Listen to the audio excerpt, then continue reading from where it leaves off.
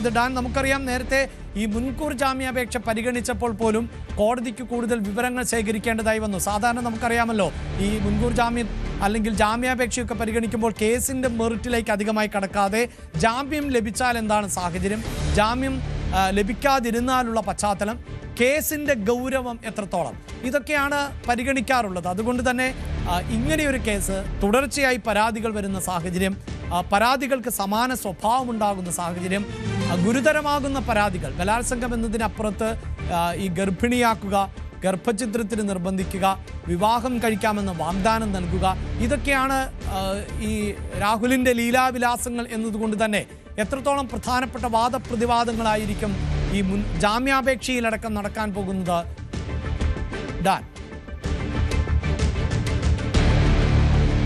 അഭിലാഷ്, ആദ്യത്തെ രണ്ട് കേസുകളിൽ, അതായത് ആദ്യം രാഹുൽ മാങ്കൂട്ടത്തിനെതിരെ ഉയർന്ന രണ്ട് പരാതികളിൽ അറസ്റ്റ് ഒഴിവാക്കാനായത് അല്ലെങ്കിൽ ഒളിവിൽ പോകാനൊക്കെ ആയത്, അത് ആദ്യം പരാതി വന്നതിന് പിന്നാലെ മാധ്യമങ്ങളിലൂടെ വാർത്ത പുറത്തു വരികയും അത് മുൻകൂർ ജാമ്യം തേടിക്കൊണ്ട് കോടതിയെ സമീപിക്കാനുള്ള നിയമ സംവിധാനങ്ങളുടെ സഹായത്തോടെ അറസ്റ്റ് ഒഴിവാക്കാനുള്ള രാഹുൽ മാങ്കൂട്ടത്തിൻ്റെ തിടുക്കത്തിലുള്ള നീക്കങ്ങൾ രാഹുലിന് ഒരു പരിധിവരെ രക്ഷയായി മാറുകയായിരുന്നു. അങ്ങനെയാണ് രണ്ട് കേസുകളിൽ നിന്ന് വിദഗ്ധമായി അറസ്റ്റ് ഒഴിവാക്കിക്കൊണ്ട് ഇത്രയും നാൾ പിടിച്ചു നിൽക്കാനായത്. കാരണം 21-ാം തീയതി ആദ്യത്തെ കേസിൽ മുൻകൂർ ജാമ്യാപേക്ഷയിൽ ഹൈക്കോടതി വിധി പറയാനിരിക്കുന്നേ ഉള്ളൂ. ആ കേസിൽ ഒരു ചോദ്യം ചെയ്യൽ പോലും ഇതുവരെ നടന്നിട്ടുമില്ല എന്നതാണ് ശ്രദ്ധേയം. അവിടെയാണ് പോലീസിനെതിരെ രൂക്ഷമായ വിമർശനം വരുന്ന സാഹചര്യം ഉണ്ടായത്. അപ്പോഴാണ് ഇതിലെ അപകടം ഉദ്യോഗസ്ഥർ തന്നെ തിരിച്ചറിയുന്നത്. അതായത് രാഹുലിനെ അറസ്റ്റ് ചെയ്യാൻ കഴിയുന്നില്ല, രണ്ട് പരാതികൾ ഒരു വശത്ത് നിൽക്കുന്നു. അതേസമയം പരാതി ഉന്നയിച്ച യുവതികളുടെ ഐഡന്റിറ്റി റിവീൽ ചെയ്യുന്ന തരത്തിലുള്ള ഗുരുതരമായ സൈബർ അധിക്ഷേപം ഒരു വശത്ത് രാഹുൽ മാങ്കൂട്ടത്തിൻ്റെ ഭാഗത്തു നിന്ന് സൈബർ ഇടങ്ങളിലൂടെ നടന്നുകൊണ്ടിരിക്കുന്നു. അത് അവർക്കുണ്ടാക്കുന്ന മാനസികമായ വെല്ലുവിളികൾ ഒരുപക്ഷെ ജീവനെ പോലും അപകടകരമായി ബാധിക്കും എന്ന തരത്തിലുള്ള വിലയിരുത്തലുകൾ ഒരു സ്ഥലത്ത്. അങ്ങനെ ഇരിക്കെയാണ് ഈ മൂന്നാമത്തെ പരാതി അന്വേഷണ ഉദ്യോഗസ്ഥർക്ക് നേരിട്ട് മെയിലിൽ ലഭിക്കുന്നത്.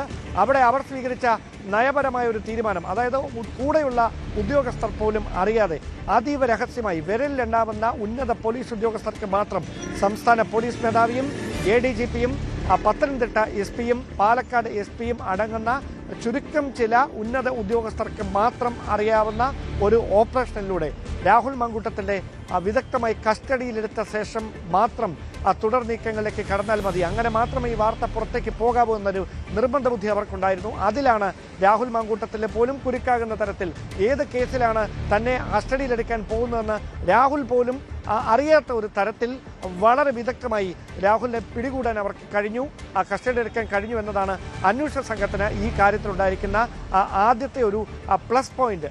പിന്നെ നേരത്തെ നമ്മൾ സൂചിപ്പിച്ച പോലെ പ്രോസിക്യൂഷൻ മുമ്പോട്ട് വെക്കാൻ പോകുന്ന പ്രധാനപ്പെട്ട വാദങ്ങളിൽ ഒന്ന്, രാഹുൽ മാങ്കൂട്ടത്തിൽ പരാതിയുമായി രംഗത്തെത്തിയിരിക്കുന്ന 3 യുവതികളുമായും ആഗ്രഹിച്ചത് ഒരു ഫിസിക്കൽ ഇൻറ്റിമസി മാത്രമാണ്. അതായത് അങ്ങനെ ഒരു അതിനുവേണ്ടി ഒരു സൗഹൃദം സ്ഥാപിക്കുകയും അതിനുവേണ്ടി സാഹചര്യങ്ങൾ ക്രിയേറ്റ് ചെയ്യുകയുമായിരുന്നു രാഹുൽ. പക്ഷേ ഈ 3 ഇരകളും രാഹുൽ മാങ്കൂട്ടത്തിൽ നിന്ന് ആഗ്രഹിച്ചത് ഒരുമിച്ചുള്ള ഒരു ജീവിതമാണ്. അതുകൊണ്ട് തന്നെയാണ് ഈ എല്ലാ വെല്ലുവിളികൾക്ക് ഇടയിലും അവർ കൃത്യമായി രാഹുലിൽ നിന്ന് അധിക്ഷേപം നേരിട്ടതിന് ശേഷവും ഗർഭചിത്രം നടത്തി കഴിഞ്ഞതിന് ശേഷവും രാഹുലും ഒന്നിച്ച് ജീവിക്കാനുള്ള താല്പര്യത്തിൽ, അതിയായ താല്പര്യത്തിൽ കാത്തിരിക്കുന്ന ഒരു സാഹചര്യം ഉണ്ടായത്. പക്ഷേ ആ 3 പേരുടെയും സാഹചര്യങ്ങൾ, കുടുംബ പശ്ചാത്തലം, ജീവിത സാഹചര്യങ്ങൾ, അവിടെയും ചില സമാനതകളുണ്ട്. അതായത് ആദ്യ പരാതിക്കാരിയും കുടുംബജീവിതത്തിൽ ചില പ്രശ്നങ്ങൾ നേരിട്ടിരുന്ന യുവതിയാണ്. അത് കൃത്യമായി അറിഞ്ഞ് പരിഹരിക്കാൻ എന്ന പേരിലാണ് രാഹുൽ മാങ്കൂട്ടത്തിൽ തങ്ങളുടെ കുടുംബ പ്രശ്നം തീർക്കാനാണ് ആ ബന്ധത്തിലേക്ക് കടന്നു വരുന്നത് എന്ന് ഇരിയുടെ ഭർത്താവ് തന്നെ വെളിപ്പെടുത്തുന്ന സാഹചര്യം ആദ്യ കേസിലുണ്ടാകുന്നു. പക്ഷേ തന്നെ ഒരിക്കൽ പോലും രാഹുൽ ഫോണിൽ പോലും വിളിച്ചിട്ടില്ല എന്നും ഭർത്താവ് മാധ്യമങ്ങളുടെ കഴിഞ്ഞ ദിവസം പ്രതികരിക്കുന്നത് നമ്മൾ കേട്ടതാണ്. ഈ മൂന്നാമത്തെ കേസിലും അതേ സാഹചര്യമാണ്. അതായത് അവരുടെ കുടുംബ ബന്ധത്തിലെ ചില പ്രശ്നങ്ങൾ ഉണ്ടെന്ന കാര്യം യുവതി രാഹുലിനോട് പറയുകയും പിന്നെ എന്തിനങ്ങനെ ഒരു ബന്ധത്തിൽ, താളപ്പിഴകളുള്ള ബന്ധത്തിൽ എന്തിനും തുടരണം, എന്നോടൊപ്പം നല്ലൊരു ജീവിതം ഞാൻ തരാം, എനിക്ക് നല്ലൊരു പാർട്ട്ണറാകാൻ കഴിയില്ലായിരിക്കാം, പക്ഷേ നല്ലൊരു അച്ഛനാകാൻ കഴിയുമെന്ന് പറഞ്ഞ് അവരുടെ വിശ്വാസം നേടിയെടുക്കാനുള്ള ഒരു ബോധപൂർവമായ ശ്രമം രാഹുൽ മാങ്കൂട്ടത്തിൻ്റെ ഭാഗത്തുനിന്ന് ഉണ്ടായിട്ടുണ്ട് എന്ന കാര്യം വാദമുഖങ്ങൾ നിരത്തി കോടതിയെ ബോധ്യപ്പെടുത്താനുള്ള നീക്കമായിരിക്കും പ്രോസിക്യൂഷന്റെ ഭാഗത്തുനിന്നുണ്ടാകുക. അവിടെ മുമ്പ് അഭിലാഷ് പറഞ്ഞതാണ് ഏറ്റവും പ്രസക്തമായ കാര്യം.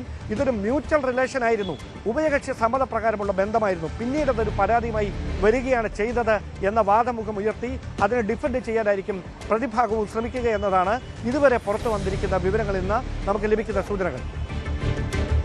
യെസ്, വളരെ പ്രധാനപ്പെട്ട വാദപ്രതിവാദങ്ങളായിരിക്കും ജാമ്യാപേക്ഷ പരിഗണിച്ചുകൊണ്ട് കോടതിയിൽ നടക്കാൻ പോകുന്നത് എന്ന വിശദാംശങ്ങൾ ആണ് ഇപ്പോൾ ഡാൻ കുര്യൻ പങ്കുവച്ചത്. അവിടെ പ്രേക്ഷകരെ ആവർത്തിച്ച് ഓർമ്മപ്പെടുത്തേണ്ടത് കോടതികളിൽ വ്യത്യസ്തമായ നടപടിക്രമങ്ങളാണ് നടക്കുക. അതായത് ഇപ്പോൾ തന്നെ ഈ പീഡന പരാതികളിൽ പോലീസ് അന്വേഷിച്ച് തെളിവുകൾ കണ്ടെത്തി പിന്നീട് കുറ്റപത്രം സമർപ്പിച്ച് ശിക്ഷിക്കപ്പെടുന്ന ഒരു വിചാരണ നടപടികൾ ഉണ്ട്. ആ വിചാരണയിലായിരിക്കും ഈ പ്രധാനപ്പെട്ട പോയിന്റുകൾ, അതായത് കേസിന്റെ മെറിറ്റിലേക്ക് പോകുക. ഇപ്പോൾ കോടതിയെ സംബന്ധിച്ചിടത്തോളം മുൻ ജാമ്യാപേക്ഷയാണ് പരിഗണിക്കുക. അവിടെ ജാമ്യം ലഭിച്ചാൽ എന്ത് സംഭവിക്കും, ലഭിച്ചില്ല എങ്കിൽ എന്ത് സംഭവിക്കും? ഒരു പക്ഷേ നമുക്കറിയാം ഈ രണ്ട് കേസുകൾ, ആദ്യത്തെ രണ്ട് അതിജീവിതമാരുടെ പരാതികളിൽ രാഹുൽ മാങ്കൂട്ടത്തിന് മുൻകൂർ ജാമ്യം ലഭിച്ച, മുൻകൂർ ജാമ്യം എന്ന് സാങ്കേതികമായി പറയാൻ സാധിക്കില്ല, അറസ്റ്റ് മാത്രമാണ് കോടതി തടഞ്ഞിട്ടുള്ളത് 23-ാം തീയതി വരെ. അതിനിടയിൽ അന്വേഷണ സംഘത്തിന് ഈ രണ്ട് കേസുമായി ബന്ധപ്പെട്ട് വേണമെങ്കിൽ നോട്ടീസ് അയപ്പിക്കുകയും രാഹുൽ മാങ്കൂട്ടത്തെ വിളിപ്പിക്കുകയും ചെയ്യാമായിരുന്നു.